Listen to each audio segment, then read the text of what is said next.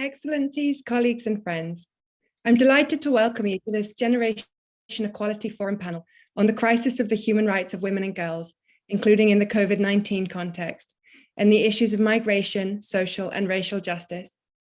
Interpretation is available in English, French, Spanish, and Nahuatl.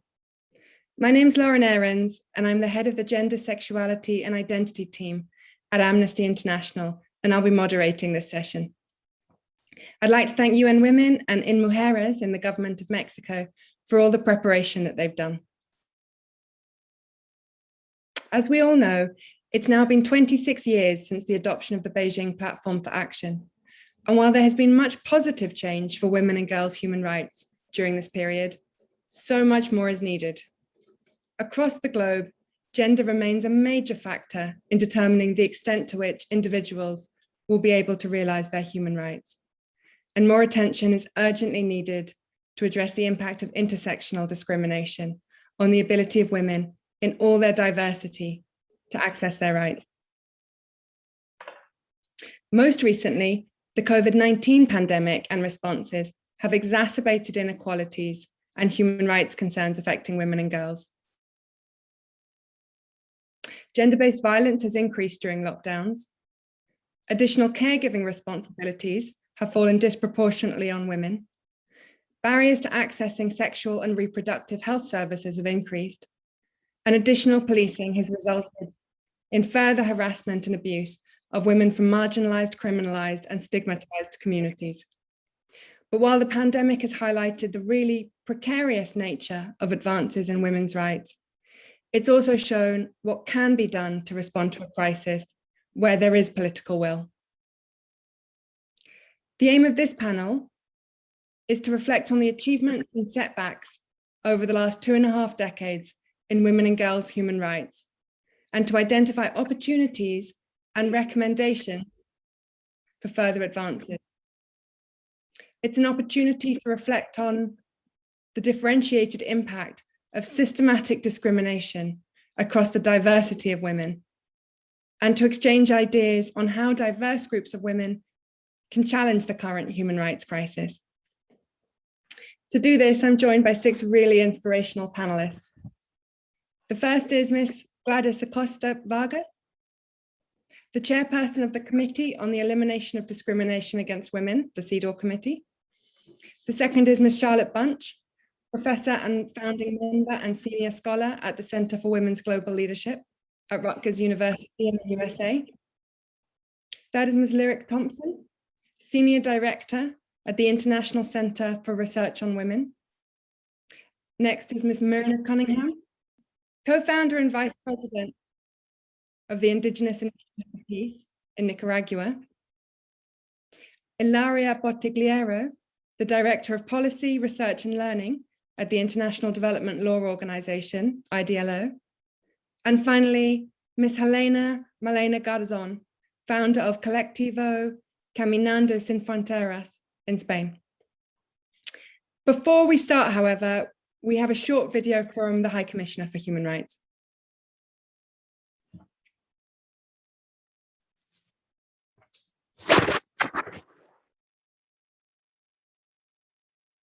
Agradezco la oportunidad de dirigirme a este foro. El compromiso incansable de los movimientos, de las líderes feministas y las defensoras de los derechos humanos han producido muchos avances en nuestro largo e inacabado camino hacia la igualdad de género. El progreso realizado desde la histórica Declaración y Plataforma de Acción de Beijing hace 25 años es incuestionable. No obstante, también ha sido desigual y lento, reflejando cómo el patriarcado sigue resistiéndose al cambio.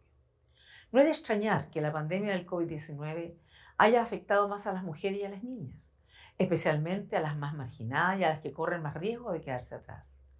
Esta vulnerabilidad es el resultado de modelos políticos, sociales y económicos que siguen excluyéndolas en toda su diversidad. Desde la tragedia humana que es la pandemia, tenemos el deber y la notable oportunidad de recuperarnos mejor que antes. La generación de la igualdad es nuestra llamada colectiva a la acción.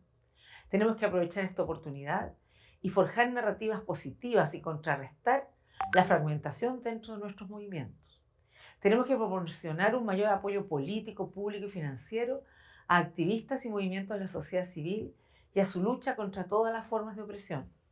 Debemos reflexionar y desarrollar nuestra propia capacidad para entender la interseccionalidad y la relación con la discriminación, los estereotipos y quién tiene poder y quién no. Esto debe integrarse de forma significativa a nuestra forma de vivir, trabajar y relacionarnos con todos los actores de la sociedad.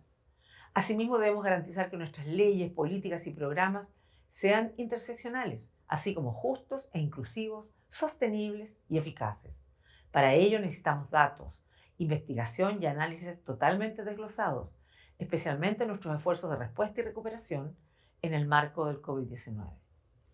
Colegas, ya sea a través de la Marcha de las Mujeres, las iniciativas #MeToo, #NiUnaMenos o #Total Shutdown y muchas otras, el poder de los movimientos feministas ha sido particularmente evidente en los últimos años.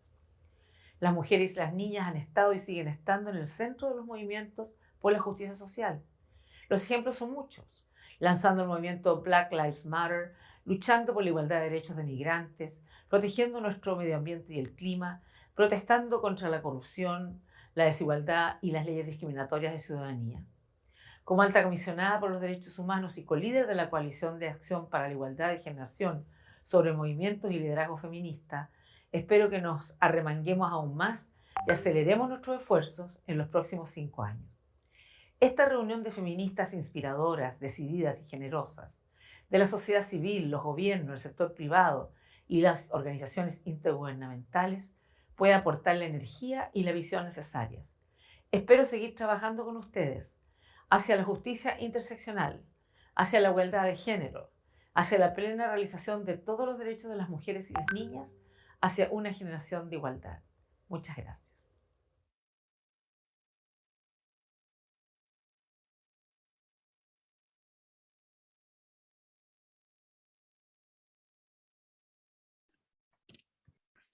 Thank you so much.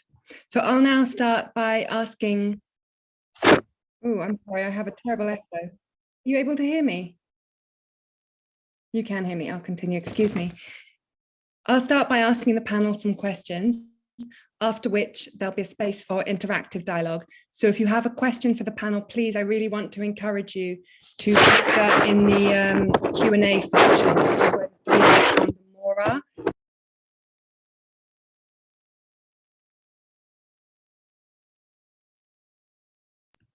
Sorry, it said that host muted me, excuse me. So I was just encouraging everyone to send questions to the panelists through the Q&A function of the chat. And I also wanted to say that to make sure we have time for a really solid Q&A, I will be asking panelists to limit their interventions to 4 minutes, and I will be quite assertive in interrupting after 4 minutes. So I apologize for that in advance, but it's to keep the conversation flowing. And with that, I'd like to turn first to Gladys, the chairperson of the CEO Committee, to ask, what are the main threats in the current global context, including the COVID-19 crisis, to fulfill women and girls' human rights? And most importantly, how should we address them? Thank you. Muchísimas gracias. En primer lugar, quisiera agradecer esta invitación a los gobiernos de México y de Francia, así como a ONU Mujeres y a las organizaciones feministas y de la sociedad civil que han hecho posible este evento. Me pregunta sobre las amenazas. Lo primero que quisiera decir es que encuentro una gran amenaza cuando se afecta los marcos normativos protectivos. Lo que ha pasado en Turquía, por ejemplo, es preocupante porque su gobierno ha decidido retirarse del convenio del Consejo de Europa sobre prevención y lucha contra la violencia contra las mujeres y la violencia doméstica, que es ampliamente conocido justamente como el Convenio de Estambul. Esperamos desde el Comité CEDAW que haya una rectificación de este grave hecho que ha producido rechazo internacional y que además ha sacado a las mujeres a la calle. Como hemos visto, las mujeres de Turquía valientemente han salido para protestar por esta situación. Entonces, los marcos internacionales de protección a las mujeres pues tienen que ser mantenidos y tienen que ser cumplidos. Entonces es una amenaza muy grave que esto suceda.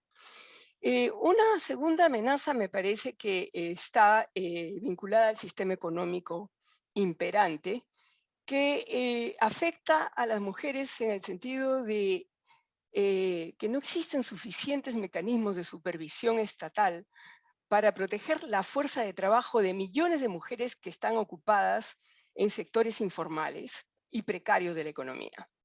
Me refiero al trabajo doméstico, a los servicios, a la agricultura, donde las mujeres trabajan con salarios mínimos, sin protección social muchas veces, y que esto ha empeorado durante la pandemia, porque además muchos estados no cuentan con suficientes recursos para financiar niveles de protección social que son muy importantes cuando las personas, y en este caso las mujeres, han perdido sus ingresos. Un tercer problema que es una real amenaza es la conflictividad armada en el mundo. Creo que está muy claro que las dificultades en la pacificación en ciertas zonas representan una grave amenaza para la vida y también para la integridad sexual de las mujeres y las niñas. Otra amenaza que hay que tomar en consideración hoy en día es que la migración es en condiciones peligrosas e inseguras como la que existe cuando hay políticas de migración excluyentes y discriminatorias contra las mujeres y las niñas, tienen un efecto de alto riesgo para ellas, porque facilitan la acción de redes de tráfico de personas, de explotación laboral y hasta de formas contemporáneas de esclavitud. Sin embargo, en tiempos de pandemia, el cierre de fronteras también ha significado un problema porque se puede bloquear la ayuda internacional justamente a mujeres y a niñas que están en riesgo.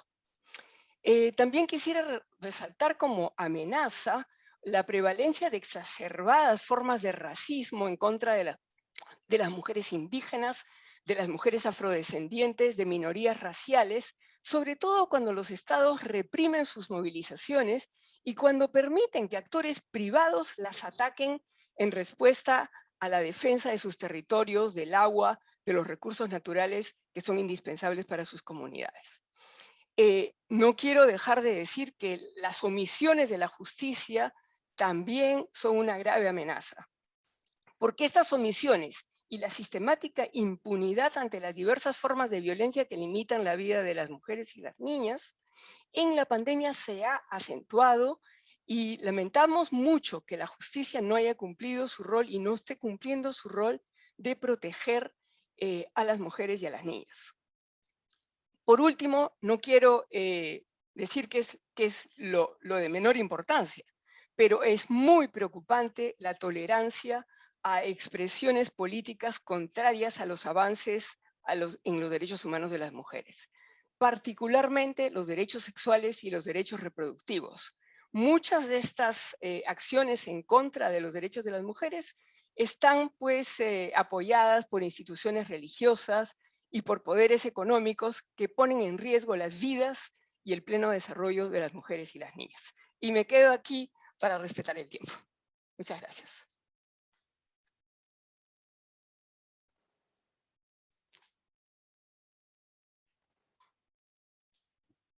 Thank you so much. Can I ask that same question to Charlotte?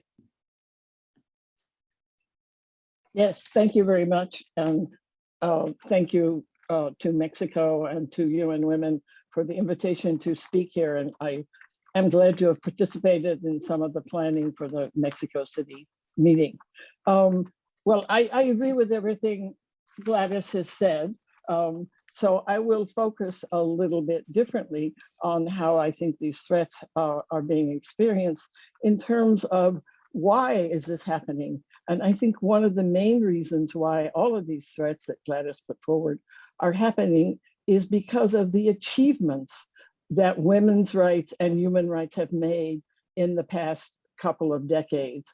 And in particular, I think the recognition of women's rights as human rights and the recognition of sexual rights and the recognition and the campaigns for the diverse rights of women, indigenous women, women of color, Black women, et cetera, has actually brought the threat of backlash against human rights that we see so intensely today. So I don't think we can really talk about that threat without acknowledging that it is the very progress that Beijing represents that has brought the biggest backlash against human rights that we are experiencing at this moment. And it is a backlash that has focused on all of those gains, and in particular, I think the effort to broaden the impact of human rights and to begin to recognize the human rights of all people and not just a certain narrow slab of civil and political rights, as important as they are, but to move toward economic and social rights, sexual rights, rights of minorities. To me, this is the backlash that we are seeing. It has focused in particular, and I will say a little more about this one, on sexual and reproductive rights. I think precisely because these are the rights that are seen as taking away the power of men and masculine-based institutions, we could call it the patriarchy, has given to keep other groups in line. So to actually have these rights that are family-based, rights that have been assumed to sexuality by men, challenged, has, I think, touched the nerve, the particular nerve of patriarchy. I think it's connected to all the other rights. But if you look today at this struggle, it really is at the forefront of undermining all human rights.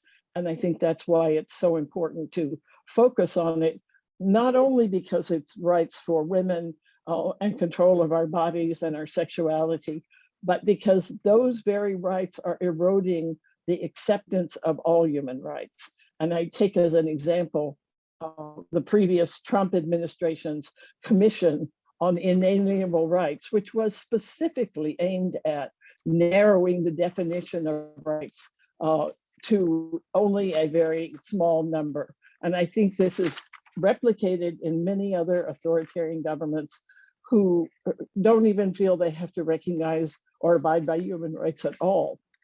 So the second thread I would point to is the rise of authoritarian governments.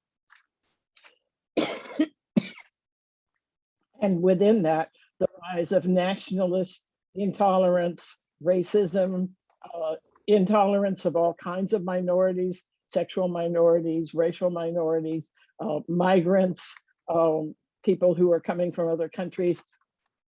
And I think this is a package of nationalist authoritarian reassertion, the strongman approach, which unfortunately in many countries, the COVID epidemic has increased because it has given an excuse for authoritarian governments to say these other issues of racial justice, of women's rights, are not important. What's important, of course, is COVID. And in the name of that, all kinds of things are sacrificed, particularly women's rights.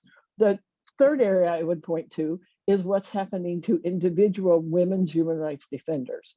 And I think we've seen today in many parts of the world, women, the increase in the attack on women, women who are working in climate justice and defending land and minerals have been attacked, women who are working on any kind of agenda around sexual rights and climate justice and racism. We've seen many more deaths. And I think one of the biggest challenges we have is to see that when these individuals are targeted, whether killed or just attempt to make them troublemakers, calling them anti-government, calling them Western, calling them lesbians. There are many different tactics, but the ways in which these are identified as people who shouldn't have a voice in society, even when they aren't murdered, they often lose their jobs, they often lose their families don't necessarily support them because the family feels threatened by their activism. So the struggle around women's human rights defenders is another way in which I think the threats to human rights today have been highlighted and are in crisis. I don't know, I haven't kept track of time, but if I have a little more time, I would just add something that Gladys said, which is armed conflicts. I think, again, the recognition of violence and rape and armed conflict, which is one of the great achievements of the 90s and the early part of the 21st century, is also experiencing a backlash in which military governments and armed conflicts are reasserting that their right to attack the rights of women, to rape, to do this, is a part of any war. Now, I think we also need to be challenging militarism and war in general, and peace and war is certainly one of the big threats everywhere.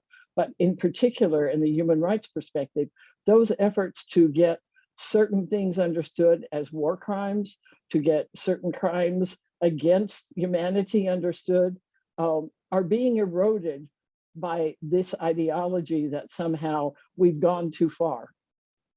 And maybe I'll end it with that, because I think the thing I hear the most from the anti-rights groups is you've gone too far. And this is where exactly we need to go if we're going to defend human rights. Thank you. Thank you so much, Charlotte. And finally, can I ask that same question to Lyric? Certainly, and thanks to the organizers, to the moderator, and my fellow speakers whose work I admire greatly and inspires me daily.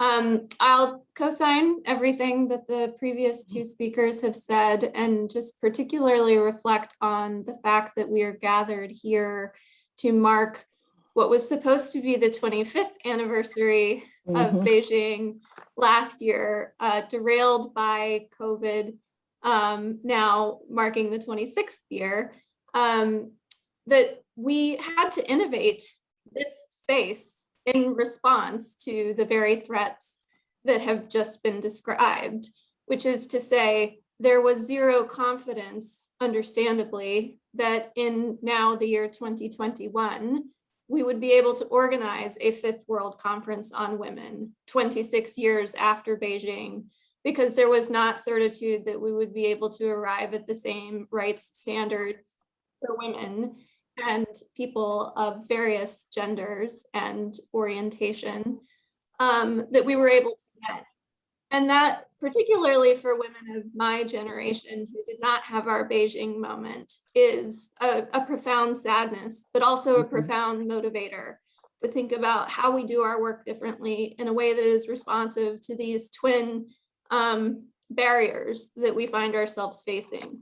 The organized and very well-funded opposition movements that have, I think, now, as Charlotte was saying, increasingly been co-opted by government and other institutions of power, but also the COVID-19 pandemic. And maybe I'll focus there for a moment, since the other speakers didn't quite as much. So, which is to say that I believe we'll talk next in the conversation about a number of the gains that have been made for women's human rights over this time period. And we have seen across the board the COVID-19 pandemic reversing those, from our efforts to end child marriage, which were going steadily down, now increasing the predicted amount of child brides by 10 million, just by girls not being in school, there not being opportunities for intervention, families on the brink making those choices. Similar themes around gender-based violence, and particularly intimate partner violence, with shelters having to reduce capacity, with folks stuck at home with abusers in lockdowns, the shadowed pandemic, as the Secretary General and others have come to call this. Incredible numbers of disruption of contraceptive access, a predicted 1.4 million unintended pregnancies, inability to get access to health or legal care. And really, we had seen this beautifully increasing trend of reducing the feminization of poverty. That's definitely been reversed by a margin UN Women predicts of having supposed to have dropped 3% to predicted to increase by 10%. So across the board, we do see the pandemic reversing these gains. However, I would argue that this moment does provide a political imperative, and I'm seeing this definitely in my own country, which is the United States, and is the only industrialized nation without paid parental leave. And there has been unprecedented and bipartisan, because in our country we only have two parties that have any power, support for massive investments in leave, and starting to frame this conversation around investments in the care economy and these sorts of things. So I think feminists are organizing, they are linking arms and building bridges across movements. I think I've heard the word intersectionality in every session so far today, which is to be celebrated. So being able to make those bridges, increase our numbers, increase our power, and then capitalize on this moment that has wrought such destruction and reversed progress, but might well reevaluate the calculus that we thought we knew in terms of what kind of massive level of investment in our rights and in those marginalized populations who have been so targeted by this pandemic and this growing forces of opposition. So that's my note of optimism on what we can do about it. Thank you. Thank you so much. I now have another question that I want to ask to Mirna of Indigenous Initiatives for Peace. And that question is, what do you think have been the main achievements advancing women and girls' human rights over the past 25 years? Thanks.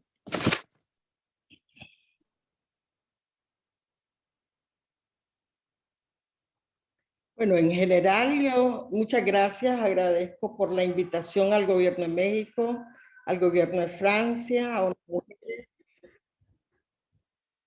y a las organizadoras. ¿Estoy bien en el canal? Sí. Yo diría que el principal avance tiene que ver con el marco normativo. Tal como se ha señalado, el hecho es que en las últimas décadas las mujeres hemos conquistado importantes derechos. Y sumado a los derechos que las mujeres en general han conquistado, yo diría que las mujeres indígenas, por el hecho de lograr la adopción de la Declaración de la ONU sobre Derechos de los Pueblos Indígenas, es un compromiso de parte de todos los estados para apoyar el empoderamiento de las mujeres indígenas y asegurar la participación plena y efectiva en los procesos de adopción de decisiones en todos los niveles sociales y políticos. Como mujer indígena, considero que en estos últimos años, estos 25, 26 años, nosotros nos hemos fortalecido mucho como redes de mujeres indígenas. Nos hemos transformado en protagonistas indiscutibles en los procesos de cambio, en la relación entre los pueblos y los estados. Y hemos posicionado nuestras demandas en ámbitos nacionales, regionales e internacionales. Y en la actualidad estas demandas están centrándose en situaciones particulares que abarcan no solo aspectos que tienen que ver con derechos individuales de las mujeres, sino principalmente con derechos colectivos de nuestros pueblos. Creo que hemos logrado trabajar mucho en la transmisión intergeneracional. El movimiento de mujeres indígenas tiene un fuerte contingente de mujeres jóvenes que están participando de forma muy activa en las distintas actividades que se desarrollan en nuestras comunidades. Para nosotras las mujeres indígenas, un logro fundamental ha sido retar el concepto de violencia y hemos podido ampliar ese concepto hacia aspectos que tienen que ver con violencia ecológica, con violencia ambiental. Ahora escuchamos mucho hablar sobre defensoras ambientalistas, pues la verdad es que ese es un resultado del aporte tanto teórico como práctico de las mujeres indígenas. Y me parece que un aporte importantísimo en el marco de la pandemia es que hemos logrado visibilizar más los conocimientos de las mujeres indígenas. Nosotras hemos podido, en el marco de esta pandemia, rescatar nuevamente prácticas de sanación, espiritualidad, medicina tradicional, prácticas de reciprocidad y de economía comunitarias. En fin, hemos podido posicionar como un componente central de la resiliencia los conocimientos de las mujeres y de los pueblos indígenas.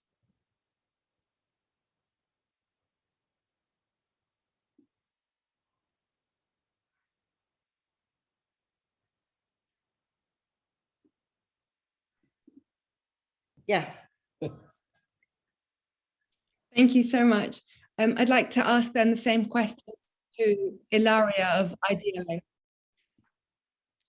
Thank you, Lauren, and many thanks to the organizers for having invited Idealo to this very, very important conversation.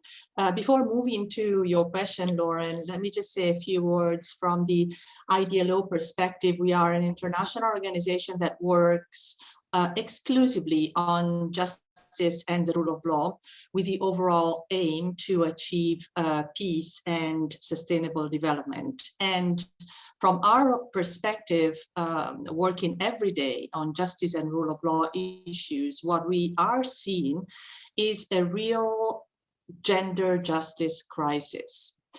Colleagues have talked about multiple intersecting forms of human rights violations that women and girls experience.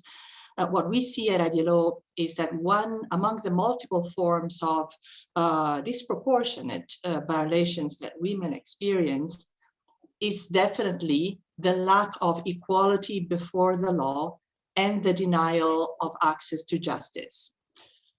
Now, justice for women, including access to justice for breach of rights, is first and foremost a basic human right.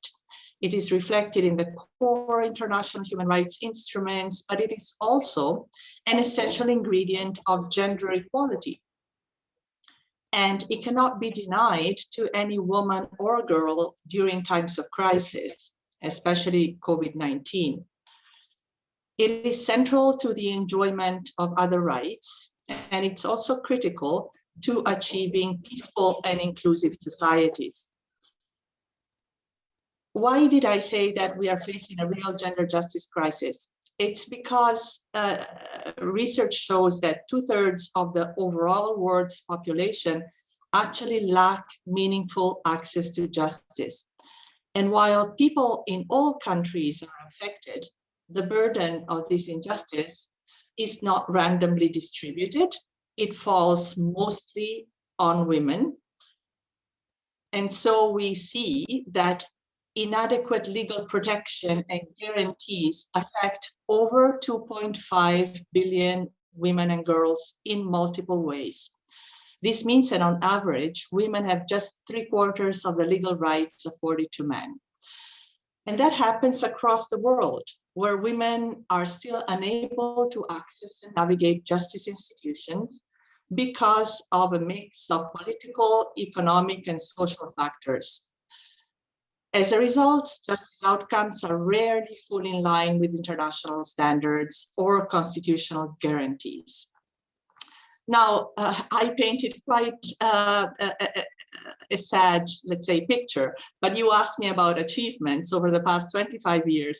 So let me move to perhaps some of the highlights that we have also seen across countries in our work. Well, we have seen that while only a handful of countries had laws to criminalize domestic violence in the early 1990s.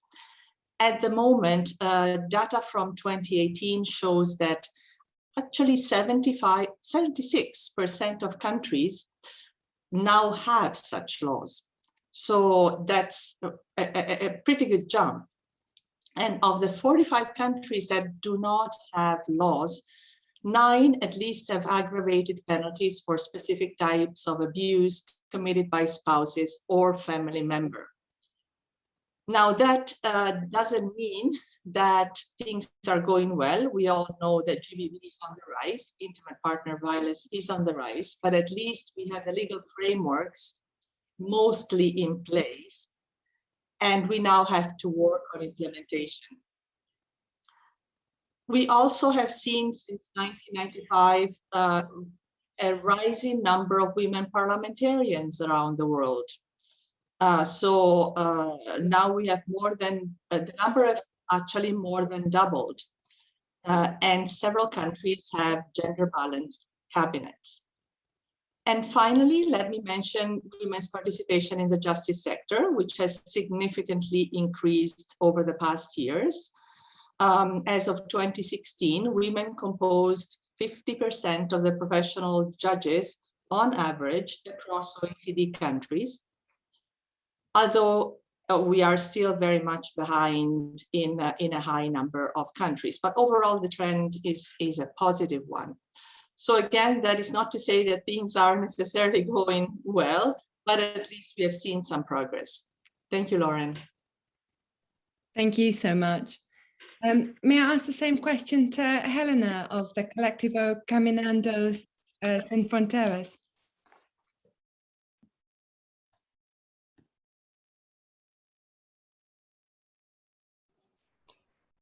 Sí, bueno, primero agradecer esta invitación y a todas las personas que organizan el foro. Bueno, nosotras lo que estamos viendo es que el COVID es un efecto expulsión. Ya muchas mujeres eran expulsadas de sus territorios y ahora el COVID está también expulsando a las mujeres, ¿no?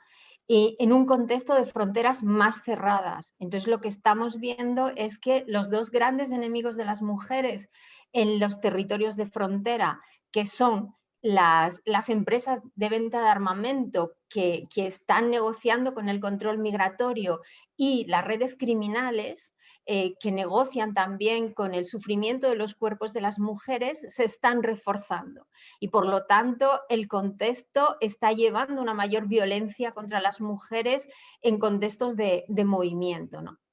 Ha aumentado la violencia sexual sistemática porque sabéis que en los territorios de frontera las mujeres, es una situación de guerra de baja intensidad por la implicación de las empresas de armamento y por lo tanto hay la violencia sexual como arma de guerras contra las mujeres, se está implementando también cada vez más en este contexto de cerramiento de fronteras, ¿no? Pero por otro lado también tenemos que decir que las mujeres se están organizando porque en los contextos de frontera, en los territorios, sabemos que primero las mujeres son invisibilizadas y segundo son criminalizadas o victimizadas, ¿no? Siempre son presentadas como víctimas de las mafias, pero no como sujetas de derecho. Y por lo tanto estamos viendo organización de mujeres defensoras de derechos de personas migrantes, sobre todo defensoras del derecho a la vida cuando cruzas la frontera, y estamos viendo que responden, plantan cara a esas industrias de la esclavitud y de la explotación, ¿no? Y también que las madres se están organizando para buscar a las personas muertas y desaparecidas, a sus hijos e hijas que están muriendo en esa guerra de fronteras. Por lo tanto, tenemos como un desafío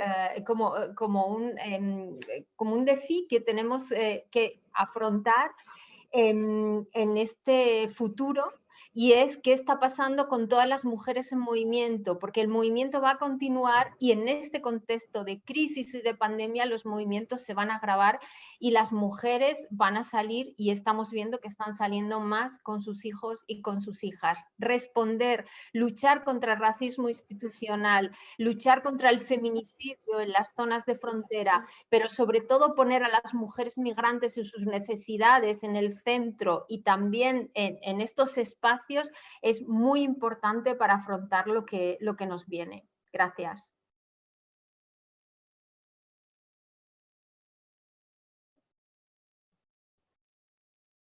Thank you so much. And now I've got two additional questions to ask the panel, and I'll go in the order but backwards. So my next question is to Helena again. And the question is, what are the social, economic, and political conditions that have contributed to these advancements on women and girls' human rights?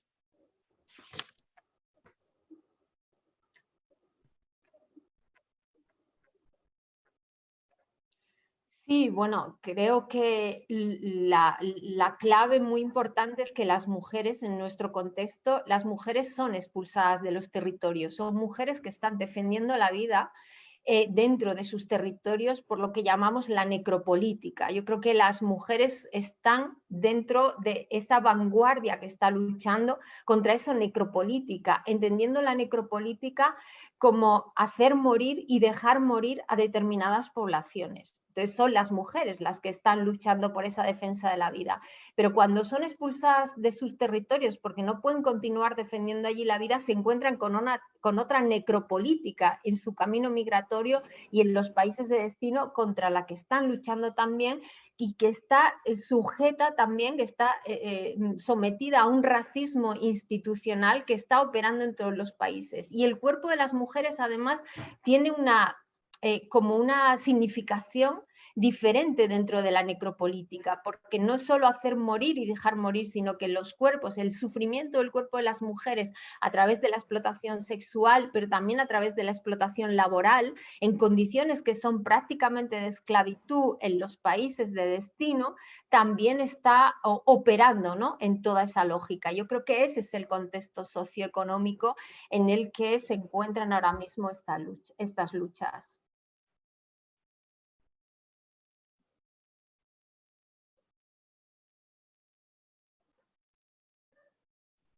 Thank you so much.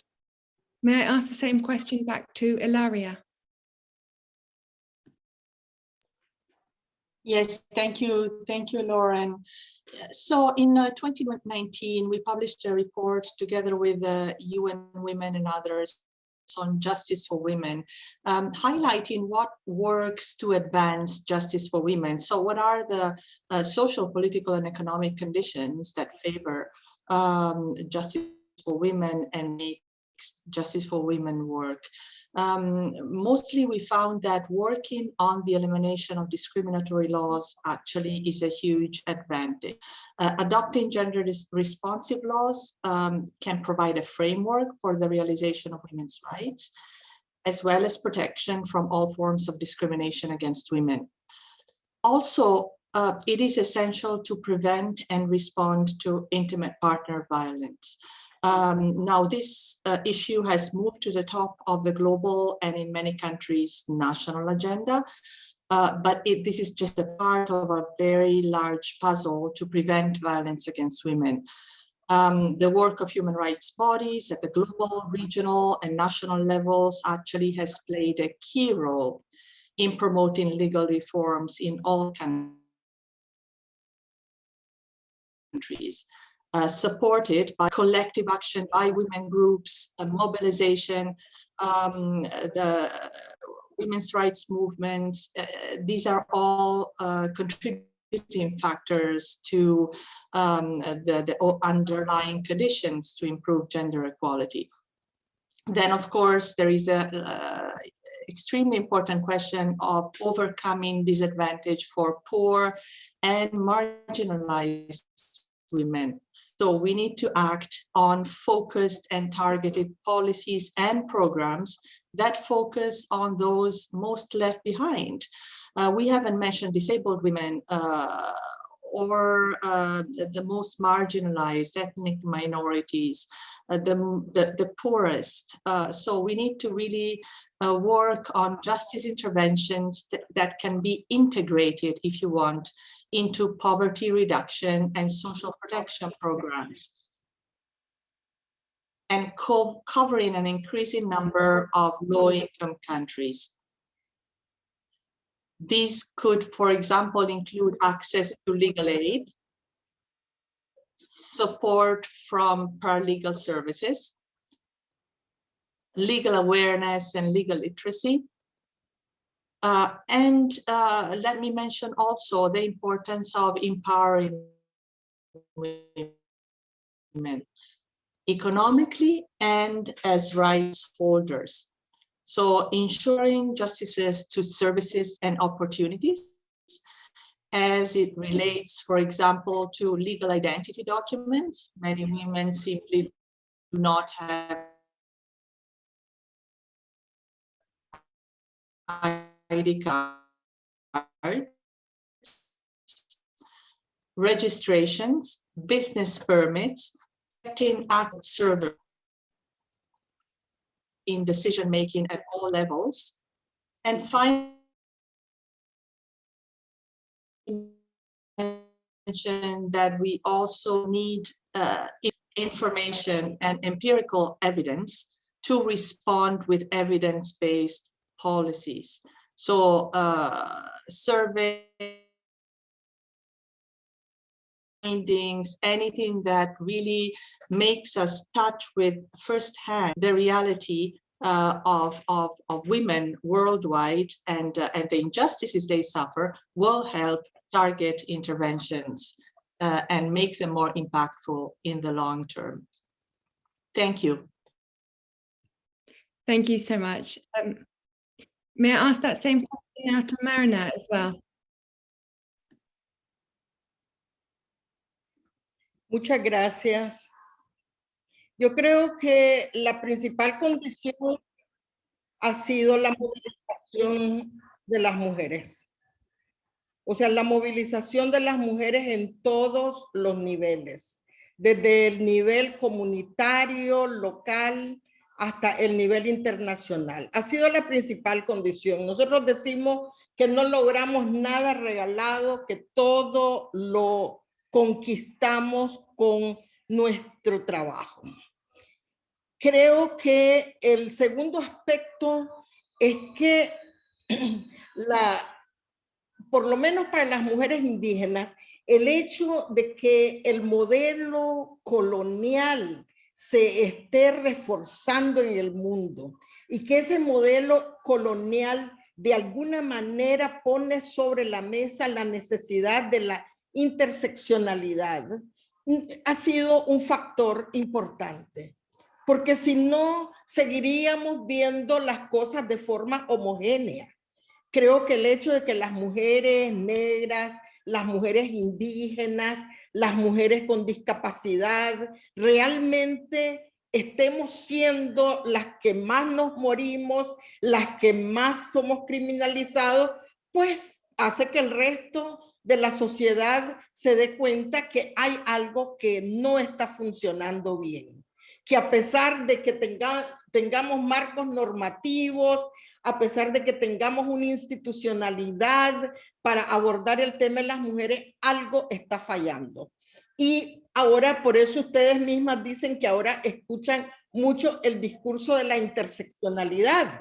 Pues ojalá después de este foro no quede solo en el discurso y realmente todo el mundo comience a aplicar de verdad un lente interseccional, porque yo diría que ese es el mayor desafío que enfrentamos. O sea, el desafío de la desigualdad y la colonización creciente tiene que ver con la ausencia de una mirada interseccional cuando hablamos sobre las mujeres. Me parece que el otro aspecto que tiene que ver con las mujeres indígenas es el avance en la preocupación sobre el cambio climático. De repente ahora todo el mundo sabe que los pueblos indígenas somos los mejores protectores de la biodiversidad. Somos las mujeres indígenas, prestamos servicios ambientales que tienen que ver con protección del agua y que todo eso lo hacemos a partir de nuestros conocimientos. Eso ha favorecido que ahora también haya más interés por abordar el tema de las mujeres con una visión más integral.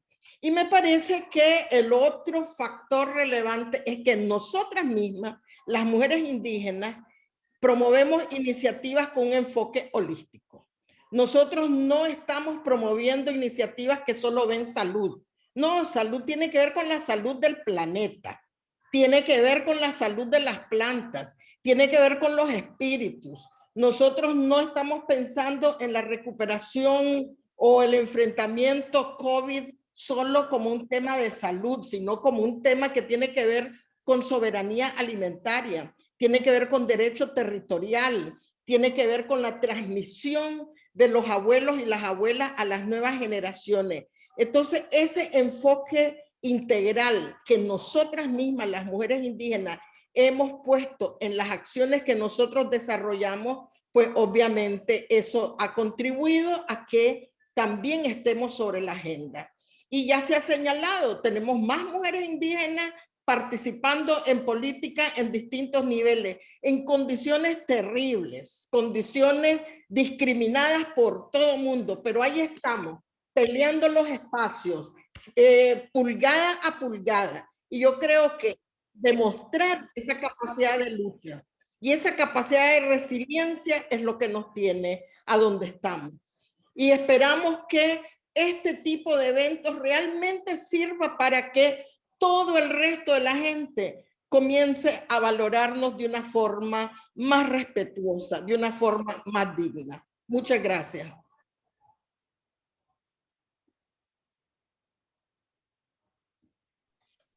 Thank you so much, Marina. The next question is, what should government, civil society, international organizations, and the private sector be doing to accelerate women and girls' human rights fulfillment within the next decade? And if I might ask that first of all to Lyric. Certainly. So this is my favorite part of the conversation because it's what are we going to do about it? And this is my favorite part of the forum because it was organized around action, around moving, as we've just heard, beyond rhetoric to action. So the obvious answer here is that all of those groups, because we are all here together, can make strong commitments across each of the 6 action coalitions and the Women, Peace and Security Compact. And I'd like to give an illustrative recommendation for each one. I'll be very brief, but I think we want these to be smart, specific, measurable, achievable, although I would invite us to really include some stretch goals. It may not be achievable this year, but we have, I think, a five-year time horizon. We have immense need that we have just documented across all of our speakers. And now is really the time to try to push ourselves forward. So all of those actors can and should make commitments at the forum.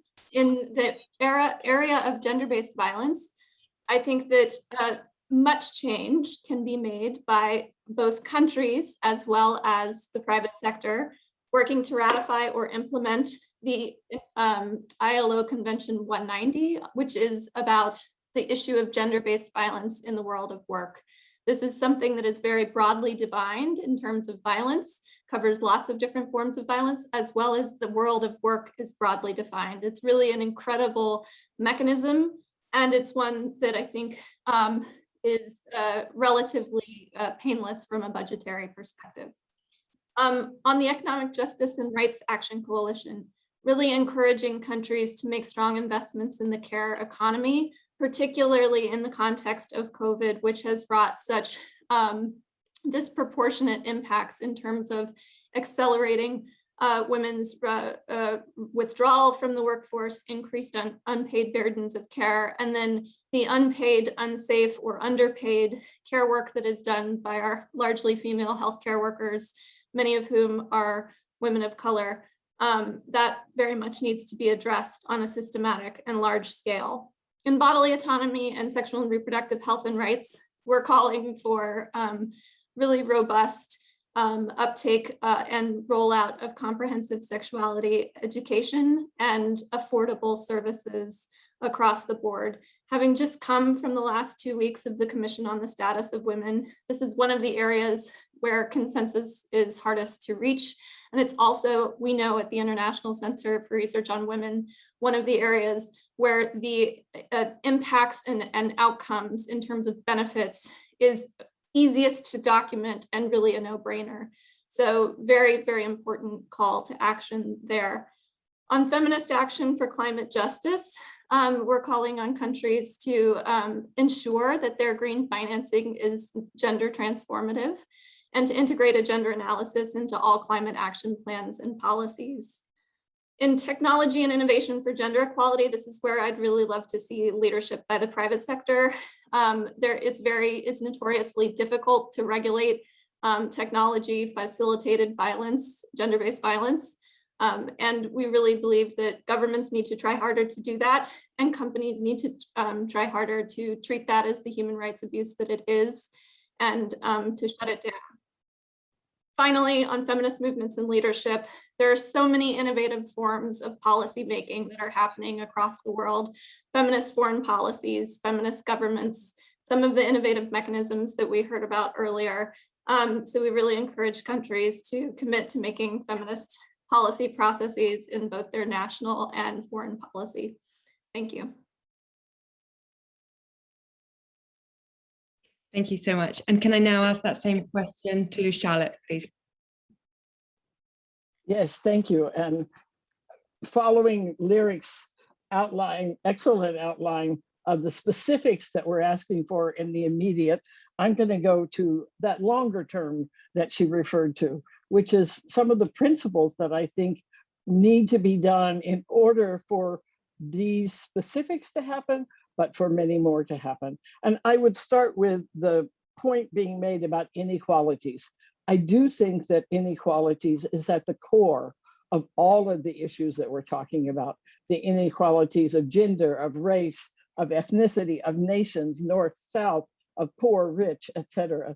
So I think that one of the first things we have to do is to put the question of inequality with a gendered lens at the center of all of these questions, which is to look at all the details and say, what are the inequalities and how is gender a part of that in every single area that we're approaching? And I think that that really would change, just as we used to say in feminism, woman identified woman was about putting women at the center of how you saw things.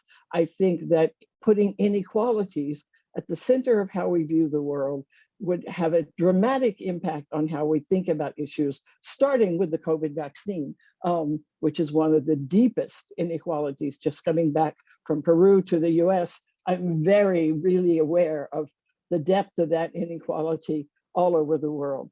Secondly, I think I would say the principle of listening to, investing in, and believing what women are saying, that the support of hearing women's voices and the diversity of women's voices, and particularly the support of progressive women's and feminist and human rights movements in all their diversity, disability rights, sex workers, many of the claims for LGBT rights, putting all of these movements again in the framework of what it is we're seeking to give as a solution. So I give an example, Myrna's point about Indigenous women having a key to the climate issue.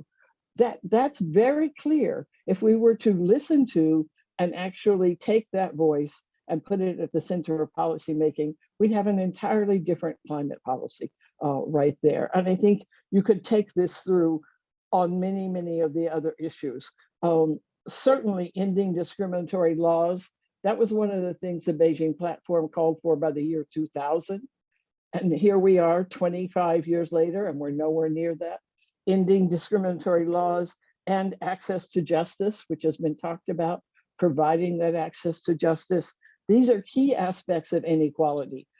Access to justice is probably one of the most important things that keeps women in violent situations, because they don't have any alternative access to justice, as well as the lack of social and economic fundamental social security rights. And I would expand on something that I think Lyric said about care work. The recognition of the care economy and care work is not only the work that women are most invested in, but if we began to increase the value, we would reach pay equity so much faster if all those jobs that have to do with care work, from domestic work at home to nurses and people who take care of our lives, to every area of care work, teachers, somebody asked in the questions about young girls' education. We could go so far with a serious investment in how we're going to catch children up to education standards that they've missed in the past year. And that involves care work, teachers, many of these are women's jobs, pay equity.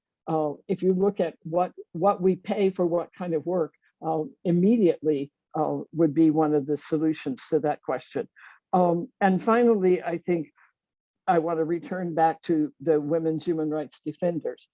If we would make a firm commitment to defend the women who are advancing all of these ideas and movements and seeking to show the way, we would have such a richness. Not only would we be saving their lives, but we would have such a richness of solutions. And I point, for example, to the academic studies on the changes in policy on violence against women.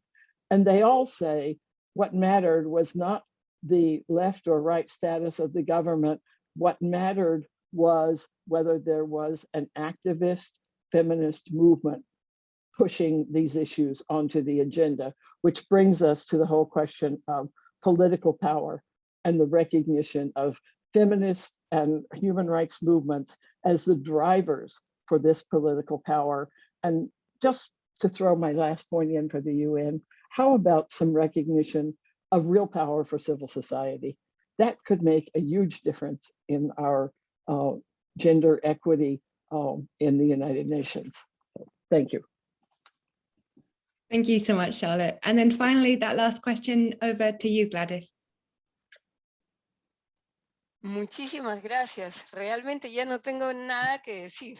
Después de todo lo que acabo de escuchar, realmente extraordinario. Me ha encantado escucharlas. He aprendido muchísimo.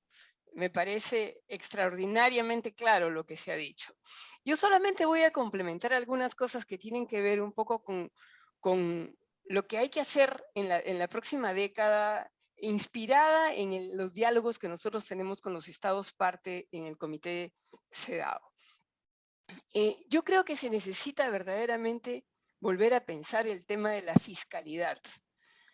La fiscalidad tiene que ser progresiva y tiene que ser redistributiva. No podemos seguir en un mundo en donde los países, los estados, no tienen recursos para enfrentar la política social. Entonces, yo creo que se necesita definitivamente un trabajo muy serio sobre la fiscalidad. En segundo lugar, hay que redefinir el tema de la cooperación internacional. Creo que la cooperación internacional tiene que ser renovada realmente para que responda a los retos que vienen, con una mayor inclusión del sur global. O sea, se tiene que terminar la cooperación vertical del norte al sur. Tiene que venir una nueva forma de cooperación internacional. En tercer lugar, creo que es muy importante rediseñar nuevas políticas multidimensionales de reducción y de erradicación de la pobreza. Porque evidentemente la pandemia ha mostrado que todo lo que se hizo antes fue muy limitado. Muy rápidamente se borraron los avances. Y las personas regresaron, eran pobres antes, tuvieron unos años en que fueron menos pobres y volvieron a la pobreza. Entonces, eso no fue un trabajo serio. Creo que la multidimensionalidad de la reducción y de la eliminación de la pobreza, sobre todo enfocándose en lo que llamamos y hemos estudiado hasta muchos años, es la feminización de la pobreza y su transmisión generacional. Esto es lo que tenemos que cortar verdaderamente. Luego creo que es muy importante, ya lo han dicho, pero lo reitero, una mayor inversión social en lo que se va a denominar y se está denominando esta economía del cuidado. Y tenemos que mirar la salud de otra manera. Y la salud tiene que ser para las mujeres con una protección especial de la salud sexual y reproductiva. Y la educación para las mujeres, para nuestras niñas, tiene que estar enfocada no solamente en darle conocimientos, sino en darle instrumentos para la vida, como es la educación sexual adecuada a la edad, y un énfasis en el acceso a las ciencias, a la tecnología, sobre todo digital, a las ingenierías y a las matemáticas. Esto tiene que entrar verdaderamente en el imaginario de nuestras niñas para el futuro. Por otro lado, aquí se ha aclarado muy bien la importancia de la justicia, me ha encantado eso, el fortalecimiento de una justicia de proximidad, accesible, eficiente, una justicia que verdaderamente sirva a quienes más lo necesitan, a quienes han estado excluidas de la justicia. Justamente hemos hablado de las mujeres con discapacidad, las mujeres indígenas, las mujeres afrodescendientes. No podían acceder a la justicia como un bien fundamental, pues tienen que acceder. Y los planes tienen que ser para facilitar ese acceso, pero no cualquier acceso, es un acceso de una justicia respetuosa del pluralismo jurídico, respetuosa del enfoque de género e intercultural, y que también haya paridad entre jueces y agentes de justicia. Por otro lado, tiene que aplicarse esto que llamamos la debida diligencia para no solamente prevenir, sino también para sancionar y para reparar gravísimos delitos de discriminación, de racismo, de violencia, de todas las formas de violencia de género. Y no quiero olvidar decir algo. Marcos legales tienen que seguirse fortaleciendo, pero tienen que cumplirse. No se cumplen los marcos legales, los estándares internacionales, y muchas veces se ratifican las convenciones, pero como si nada. No llega a la población, no llega a las mujeres, no llega a las niñas. Entonces, esto tiene que modificarse en estos 10 años futuros, y también tienen que haber políticas laborales de expansión del mercado laboral formal. Las mujeres están ubicadas en la informalidad, están sobrerepresentadas en la precariedad de los sistemas económicos. Necesitamos que tengan trabajo formal, que tengan sistemas de protección social, que tengan estímulos económicos, servicios financieros dirigidos a mujeres. Necesitamos mayor desarrollo institucional y presupuestal de los mecanismos de las mujeres dentro del Poder Ejecutivo que tengan realmente presencia a nivel nacional. Necesitamos una gobernanza inclusiva y representativa.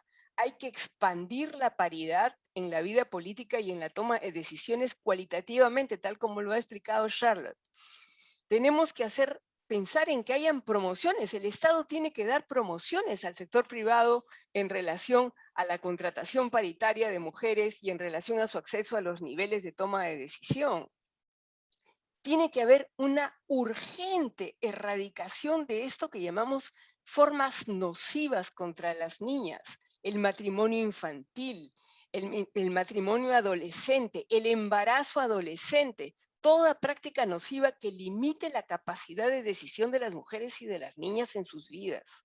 Y por último, lo he dejado al último, pero ya Mirna lo explicó con toda claridad.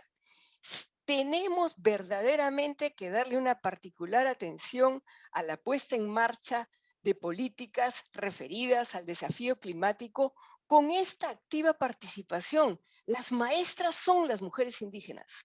Ellas no solamente tienen conocimientos ancestrales, tienen una cosmovisión que es una cosmovisión que verdaderamente no es para salvarlas a ellas, ni siquiera es solamente para salvar sus territorios y el agua donde viven sus comunidades. Estamos hablando ya no de una sobrevivencia particular, estamos hablando de tomar decisiones para que ellas nos orienten en esto que llamamos la sobrevivencia de la humanidad, pero en un sentido holístico. Eso es lo que necesitamos. Muchas gracias.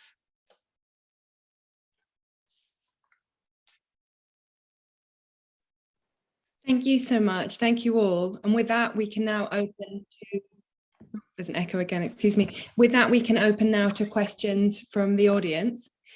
And the first one of those questions is, where do you think youth CSOs are lacking currently? And what can we do to help or improve the work we do in the field of human rights?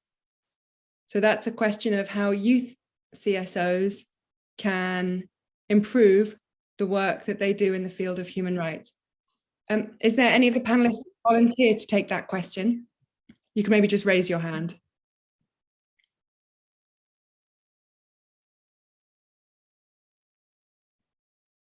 Shall I pass that first to Charlotte, and then maybe Lyric can jump in afterwards? Thank you. Okay, yes, well, actually, I want to say something about youth, not so much youth CSOs, because that sounds like organizations. I think that youth today, women today, have been in the forefront of almost all the important struggles of the last couple of years in Latin America around violence against women. It's the young women who have been on the street leading us to talk about rape, leading us to talk about ni una menos, leading us to move on issues that, yes, have been on the agenda since Beijing, but need a new energy. And I think that youth CSOs need to bring that energy of the youth movements into conversations like this, need to be empowered to do that. But I also think that certainly when I was a young activist, and what I see in my young student activists is it's being out there, they used to call it the shock troops, being out there on the street, getting attention to things that have been left behind with new and innovative and creative energy. Certainly in the Black Lives Matter movement in the United States, which had a transformative impact over the last year, it was mostly young men and women, but many young women who were fueling that movement. So I think youth have a very important role. I see them already playing it. We could give many more examples, I'm sure, from other parts of the world. And the CSOs should make sure that they're channeling that youth energy into the conversations like this one.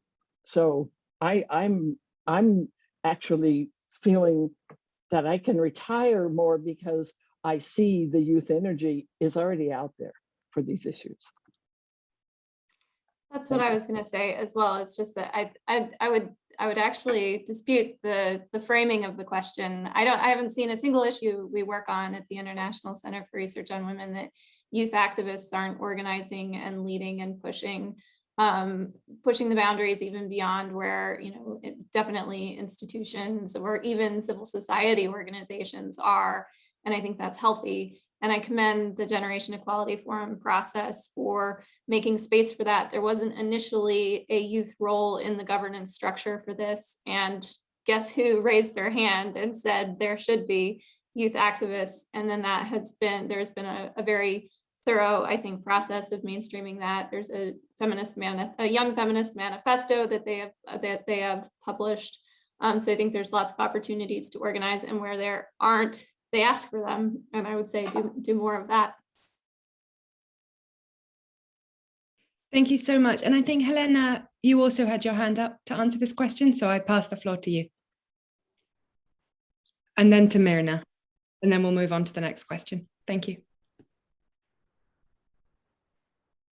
Sí, yo lo que quería decir es que las jóvenes tienen una responsabilidad de construir ese feminismo que no deje a nadie atrás, ¿no? Una de las principales fricciones que hay dentro de las mujeres en este momento es la construcción de un feminismo que no ha tenido en cuenta la diversidad de las mujeres, ¿no? Que está atravesado por el racismo, que está atravesado por el colonialismo, que muchas veces que unas mujeres tengan derechos está no por encima de una igualdad real, sino por encima del sufrimiento de otras mujeres. Y por lo tanto creo que las jóvenes tienen la responsabilidad de abrir ese camino y de conseguir un feminismo verdaderamente que no deje a nadie atrás. Y es un buen momento para hacer esa reflexión desde la juventud.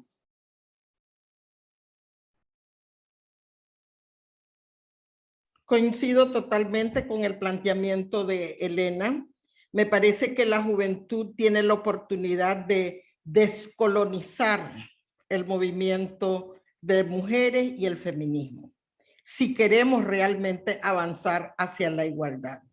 Y esto significa tener conciencia de la diversidad de mujeres, tener conciencia de que efectivamente habemos mujeres que además de ser mujeres, pertenecemos a colectivos que son pueblos originarios con derechos especiales. Si logramos descolonizar el movimiento feminista, podremos avanzar hacia la descolonización total, que es lo que nos genera la situación de desigualdad. Y eso definitivamente la juventud lo puede hacer, porque siento y me parece que hay como un movimiento refrescante de juventud, abierto a escuchar la diversidad y a respetarla.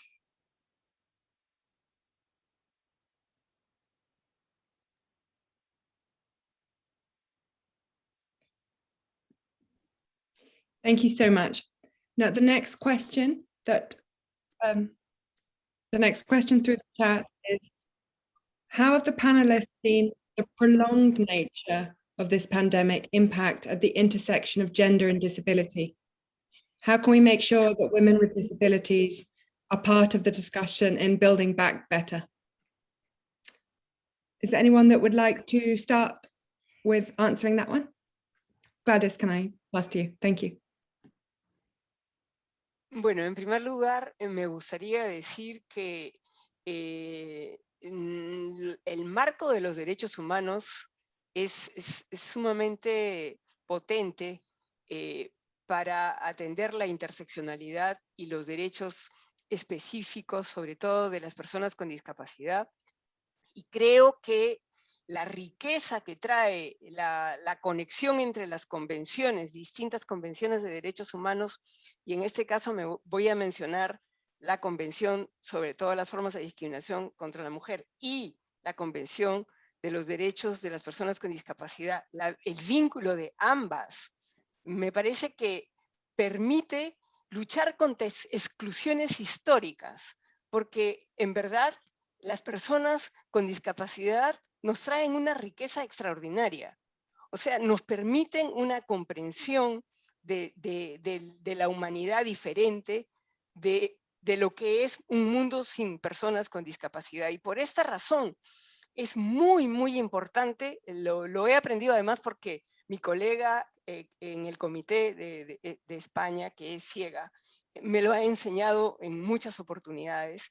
Es decir, se permite realmente una humanización del mundo, y por esta razón no se debe aceptar que hayan las escuelas separadas para las personas con discapacidad y el resto como, entre comillas, los normales. No, es al revés. Lo que tenemos que hacer es mezclarnos, tenemos que trabajar juntos para un mundo que es diferente y que va a ser un mundo muchísimo más abierto, va a ser un mundo muchísimo más inclusivo y que tiene una forma de ajustarse a la discapacidad que es muy, pero muy interesante e importante. O sea, creo que verdaderamente debemos dejar de pensar, así como dijimos que las mujeres indígenas no están trabajando para ellas, están trabajando para una mejora de la humanidad. Yo digo lo mismo en relación a la conexión con las personas con discapacidad y sus derechos. Nos están trayendo lo que es parte de una diversidad humana y nos permite humanizar realmente la protección de los derechos humanos de una forma mucho más contundente que antes. Gracias. Thank you so much. And Ilaria, your hand was up. I pass the floor to you. Thanks. Thank you, Lauren. I think that the question of women with disability needs to be fit within the broader approach that we all need to have on those most left behind. And the Agenda 2030, as we know, has a very strong, at least on paper, focus on those most left behind. Now, as we also all know very well from the lesson from Beijing and other fora, is that there is a huge gap between what's on paper and then what the political will and the reality is 25, 30 years later, we see enormous gaps in the promises of Beijing and other platforms.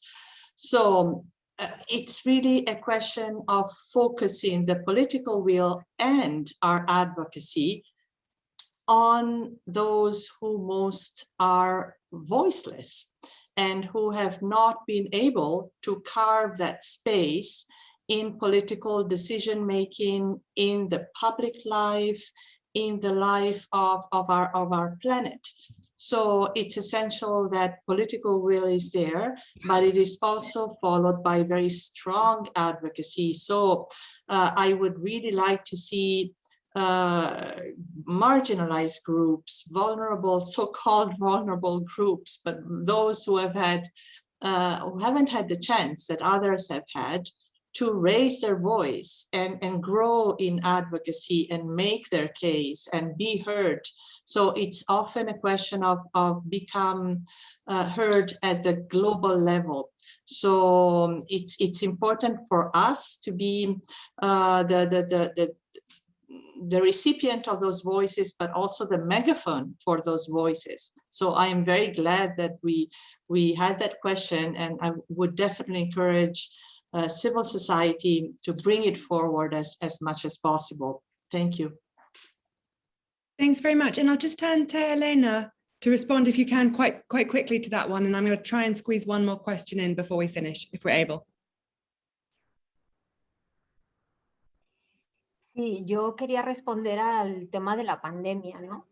Por ejemplo, en el Estado español se ha constatado que las mujeres que estaban en el sector de los cuidados tenían la misma incidencia de COVID que el personal sanitario, ¿no?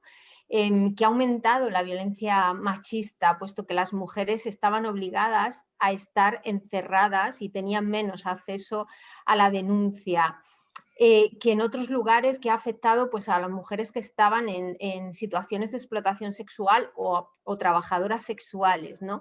Y yo creo que la pandemia tiene que ser analizada en clave de género, tiene que ser analizada en cómo ha afectado de forma diferenciada a las mujeres. Y también este análisis debe servir para la reconstrucción. Yo creo que los estados y las organizaciones sociales no han hecho todavía el esfuerzo suficiente para hacer ese análisis diferenciado y a partir de ahí empezar la reconstrucción y el impacto, ¿no?, que esto ha tenido en la vida de las mujeres, un impacto económico, pero también un impacto social y un impacto de acceso a derechos. Entonces yo lanzo esta cuestión a los estados. Hay que analizar ese impacto y hay que implementar medidas que lo mitiguen.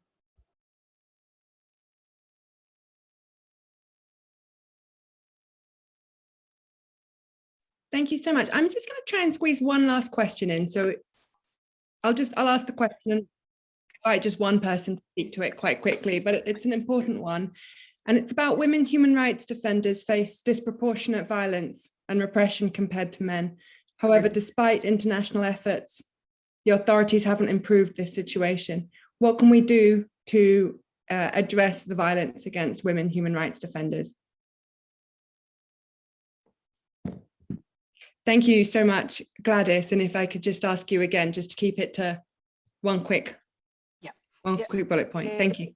Me gustaría decir que el comité toma muy en serio el tema de las defensoras de derechos humanos y quisiera invitar a quienes presentan informes en nombre de la sociedad civil y las organizaciones feministas y de mujeres, por favor, que sean bien puntuales cuando presentan esto, porque nosotros hacemos estas preguntas a los estados y quiero decir, los estados son responsables de la seguridad de las defensoras de derechos humanos. Y ese es nuestro trabajo, es recordarles esto a los estados. Muchas gracias.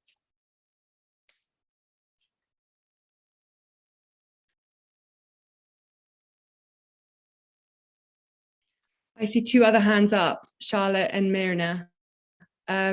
We've got 4 minutes left.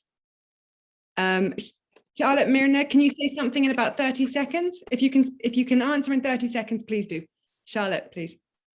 Okay, well, first of all, I want to say that there is a session tomorrow in the special sessions on human rights defenders. So I hope everyone interested in this question will find that in the program. And they have a series of proposals, in fact, a series of demands that are being made from this conference. So I hope that we could maybe amplify that in response to this question, because they're actually quite concrete measures around women's security that human rights defenders are demanding of governments, beginning with actually making information available about how many women have been affected by this, because it's been like an underground movement many of us have participated in, but it hasn't yet reached the level of government attention.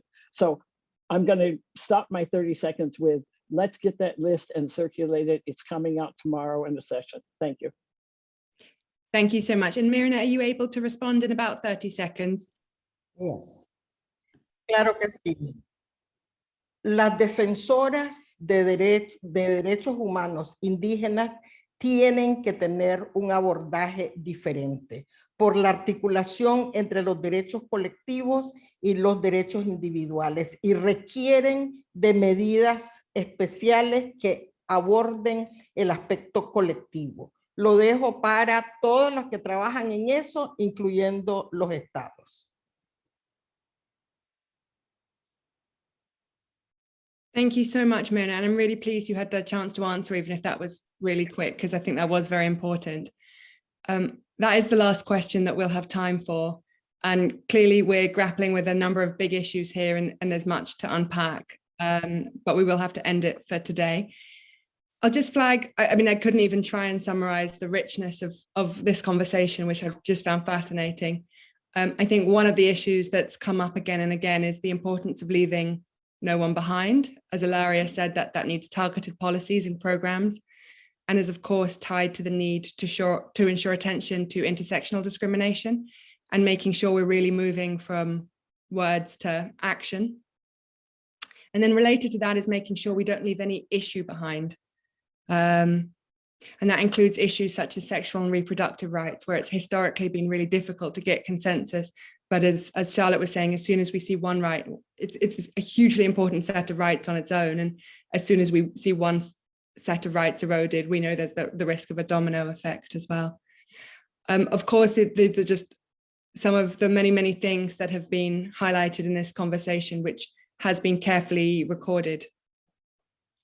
So with that, I'd just like to really thank our speakers for their reflections and their insights and everything they've shared with us. And I'd also like to thank our the participants and the audience for your participation and for the excellent questions. I wish we'd had time for more of them. And thank you all very much. I hope everyone enjoys the rest of the conference. Goodbye. Thank you, Lauren.